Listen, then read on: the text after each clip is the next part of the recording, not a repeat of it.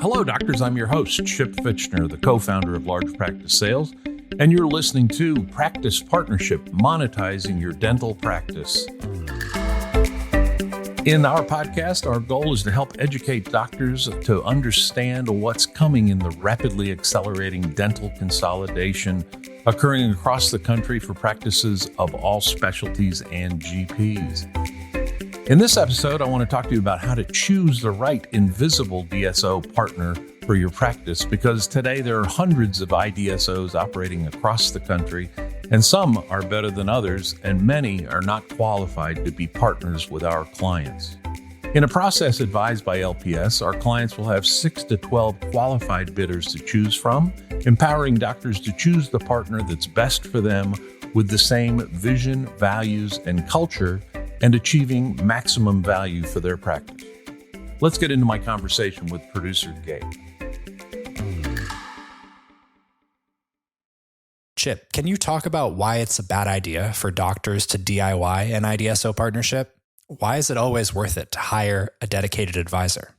Doctors functionally have two choices in executing an invisible DSO partnership.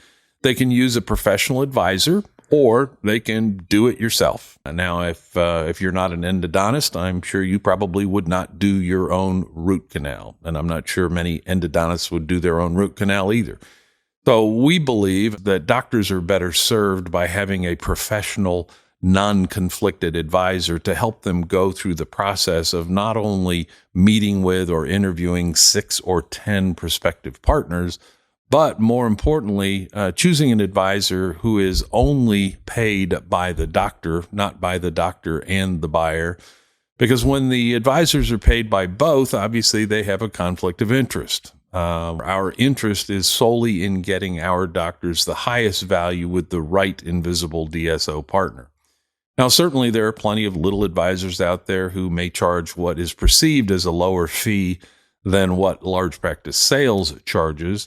But in reality, because that advisor is getting paid by both the doctor and the buyer, the net fee that the doctor ends up paying, whether it's by a purchase price reduction or a lower initial value, ends up being higher than ours, because we're able to attract all of the bidders, not just the bidders which will pay the advisor a fee. And so our doctors will typically achieve far higher initial values with better partners than those advised by the little guys. And I say little guys because we are the largest advisor in this business by a factor of about 3 to 1. We completed over $612 million in transactions, all of them IDSO partnerships in 22.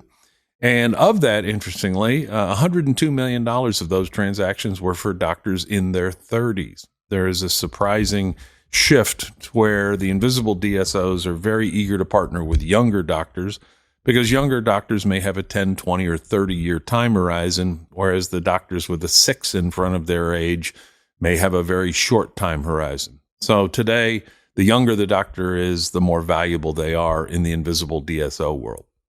Mm-hmm. So what other factors are important when choosing the right IDSO partner? Choosing the right invisible DSO partner is one of the most important decisions that a doctor will make in his career. Some of them can make your life miserable if you choose poorly, and others can make you exceptionally wealthy if you choose wisely. And there are a number of different elements to consider when choosing an invisible DSO partner. Now, they will range from what is the right cultural fit to what is the initial value, what is the amount of cash up front, or what is the amount of equity that will be available to the doctor to see grow over the years. Some doctors may say, "Hi, I'm interested in doing exactly what I'm doing today for the next 10 years and then retire." And other doctors may say, "Hey, I am eager to grow, to build new offices, to grow my existing office." And understanding what your goals are is absolutely critical to selecting the right invisible DSO partner. And then you get into structural elements. Each of these transactions is customized to fit the doctor's needs, goals, and desires. And understanding the elements which can be customized to fit the doctor's needs is an important piece of structuring a transaction. And then, of course, you have what's the operational future with your invisible DSO? What things will they be able to support you with? What things will they always require you to do or not do? And what benefits can they bring to your practice, whether it's recruiting or lower purchasing costs or higher reimbursement rates? And ultimately, you're very concerned about what is going to happen to me long term. What's the ultimate value of that ownership piece that I retain? And so understanding the financial sponsor or backer of the invisible DSO that you're choosing is absolutely critical. And so there are a lot of questions that you have to ask and you have to understand to choose the right invisible DSO partner. You mentioned earlier that unlike a lot of other advisors, LPS doesn't have a conflict of interest when finding the right partners for doctors. Can you expand on why that's important? The key differences in advisors is how they are compensated. We're of the belief that an advisor should represent doctors and doctors only and not be paid by buyers. It creates a conflict of interest for advisors when they're getting paid on both sides of a transaction. That's pretty logical, really. But what it enables us to do is to make sure our clients are shown to multiple bidders, sometimes 6, 10, 12, even 18 recently. And when you can have more bidders, you're going to have more opportunities to choose the right partner, and you're potentially going to achieve a much higher value than less bidders. The other guys are unable to create the type of bidder lists that we do. Why are multiple bidders so critical for maximizing a doctor's practice valuation? A quick story about an orthodontist in Florida who we had done his numbers. We had a pretty good idea of the value of his practice, but he had decided that he had a particular invisible DSO that he wanted to do a transaction with because his buddies had joined that group and he had met the CEO and drank bourbon with the guy.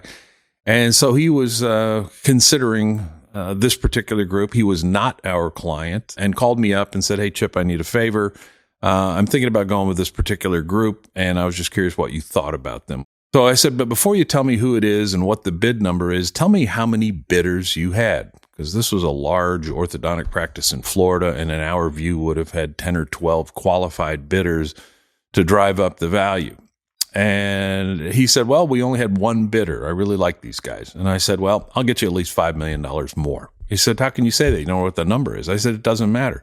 If you had the right number of bidders, your practice is easily worth $5 million more than some price that you have negotiated by yourself. Remember, you straighten teeth, you don't do deals." And he said, "Well, so you'll get me $5 million more net of your fee, or I can pay you nothing?" And I'm like, "Yep, absolutely." I said, "Okay, I'll put that in writing and send it to you." I said, "Okay, now tell me who's the bidder and what's the number?" And he said, "Well, the bidder is XYZ Invisible DSO, and they've offered me $19 million. And I said, "Oh, okay." I changed my mind. He said, "You're backpedaling." I said, "No, I'm going to change my guarantee to $10 million just because this is going to be fun." He's saying, "You'll guarantee me you'll get me at least $29 million net of your fee, or you'll complete the whole transaction for me and charge me nothing." I was like, "Yes." So he signed up. We agreed to get him at least $29 million net of our fee. We had 11 bidders, and lo and behold, the high bidder was $43.5 million. The initial bidder who bid 19, I called up their CEO and he said, okay, you got me. We'll pay $30 million. So in one phone call, his bid went from 19 to 30. He didn't even get to come to dinner. The high bidder was 43.5, and we did a transaction for him at $42.5 million, getting him $23.5 million more than he was about to take. So it pays to have multiple bidders, and frankly, he ended up with a better partner. Yeah, that's quite a story. Now, besides having multiple bidders, what else can doctors do to achieve maximum practice value? And what's in their control versus out of their control? Achieving the highest values for a dental practice, some things you have control over and some things you do not. Certainly, your operating profitability is key to achieving the highest value. And so you should keep an eye on costs. You should keep an eye on the number of employees you have and attempt to increase your operating margins, which is difficult in today's inflationary environment, especially if you take insurance and your reimbursement rates have not gone up while your costs, especially for labor, certainly have increased dramatically in the last 2 years.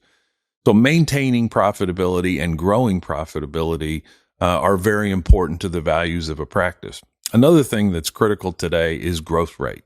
If you have a declining practice, it is far more difficult to generate 6 to 10 bidders for your practice. Whereas a practice that's growing or growing rapidly is going to have more bidders than one that is not. One of the metrics that groups are looking at today is team turnover. Team turnover is an important number to look at both for you and for them because they see a stable team as something that's very valuable in today's difficult recruiting environment. Today, the interest in practices in, we'll call them outlying states, has increased dramatically. There are many groups that were regionally focused and were particularly hard hit by the COVID fiasco. Today, those groups are trying to diversify out of their existing geography. And therefore, some of the groups, for instance, that only operated west of the Rockies today are eager to come east so that they can diversify their practice base. That's been an important element for value for practices in states like Iowa, Kansas, Oklahoma, the Dakotas, and other states that were less desirable pre-COVID. Another thing in which you have no control over is certainly the political and tax climate. And I can tell you that practices in California are a little more challenging to get super high values for than practices in low tax states like Texas, Florida, Tennessee. But the good news is there are groups looking for great practices in all 50 states, including high-tax states of California, Minnesota, New York, etc. So you can't control your geography, but the good news is for those of you who are not in, we'll call them the hot states, your value has gone up since COVID. We all know the old adage, buyer beware, but in your business, it's flipped into seller beware. What are some important questions for doctors to ask themselves when considering potential advisors? One of the things when choosing other advisors that you need to be sure and look at is, have they actually completed transactions like yours recently? There are many advisors that are entering this business who are hanging their hat on their experience in veterinary or industrial or other transactions. And it's key for you to understand, okay, how many dental practice transactions have you completed with invisible DSOs in the last year? And how many of those transactions were for practices like mine or of my specialty or in my region? And fortunately, we've completed hundreds of transactions across the country for doctors of all specialties and GP. And therefore, we have a pretty good track record of understanding who the best opportunities are for our clients. Many of the new and smaller groups do not have that breadth of historical knowledge to help them choose wisely. I'm sure there are a few folks out there wondering, what is the typical timeline for completing an IDSO partnership? How long are we talking? Understanding how long an invisible DSO partnership process will take is an important element of deciding whether you want to pursue this process or not, because it will take some of your time. Fortunately, it won't cost you anything if you go through the entire process. And at the end, if you have not found a partner at a value level that you like and a partner that's the right cultural fit, you don't do a transaction and you pay us a total of nothing. However, it's important for doctors to understand that their time commitment in this process will typically take about 6 months from becoming a client to putting money in your pocket. Wrapping up, Chip, what's the next step a doctor that's listening should take if this conversation resonated with them? We encourage every doctor to go to largepracticesales.com and schedule a call with me. And in the worst case, we're going to have a discussion, and I promise that you'll learn something. Dental consolidation is accelerating. It's coming to your town if it's not there already. And whether you're interested in having an invisible DSO partner or not, I promise you we can help you understand what's going to happen when they get there if they're not already. Thanks for listening to Practice Partnership, Monetizing Your Dental Practice, a podcast from Large Practice Sales. Large Practice Sales is the largest advisor to GPs and specialists of all kinds seeking to monetize all or part of their practice. The key for doctors to maximize your practice value is choosing the right advisor and the right IDSO partner. At LPS, we guide our clients towards partnerships with IDSOs that not only reduce administrative headaches, but give you the resources to grow your practice bigger, better, faster, and more profitably. And best of all, with the right IDSO partner, you can create generational wealth. If you're interested in learning the potential value of your practice in an IDSO partnership, visit our website at largepracticesales.com, or you can email us at podcast@largepracticesales.com. Follow this podcast for more tips you won't find anywhere else on how to monetize your dental practice at the maximum value. Learn from LPS, which completed over $600 million in IDSO partnerships in 2022.